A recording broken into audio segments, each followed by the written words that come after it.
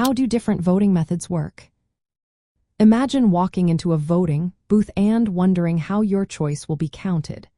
Different voting methods decide winners in various ways, and knowing how they work can help you understand your vote better.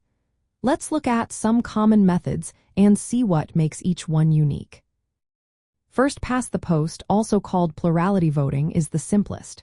You pick one candidate, and the person with the most votes wins.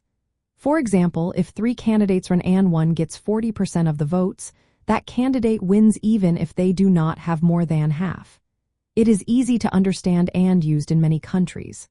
But sometimes, the winner does not have the support of most voters. Next is the 2-round system, often called runoff voting. If no candidate gets more than 50% of votes in the first round, a second election happens. Only the top 2 candidates compete, and voters choose between them. This way, the winner has majority support. Voters may need to come back to vote again or send their votes by mail for the second round. Then there is ranked choice voting, also called preferential voting.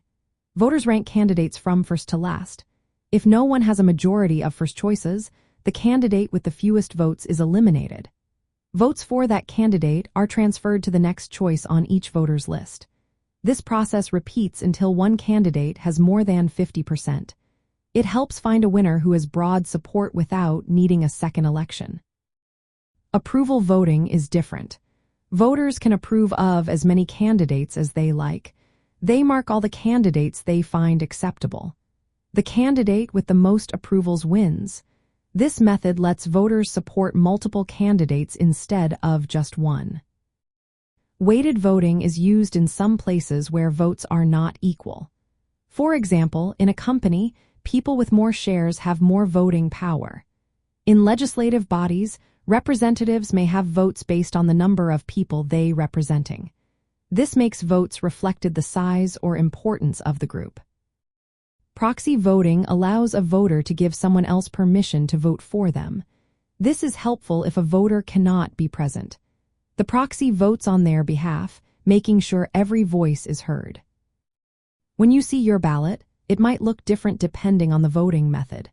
In a simple system, you might mark one candidate. In ranked choice voting, you will number candidates in order of preference. In approval voting, you will check all candidates you like. Always read the instructions carefully so you know how to mark your ballot correctly. If you make a mistake, ask for help or get a new ballot before submitting it. Understanding how these voting methods work helps you see how your vote counts and what happens after you cast it. Knowing the ballot mechanics makes voting easier and more confident. Every method has its own way of counting votes, but all aim to reflect what voters want.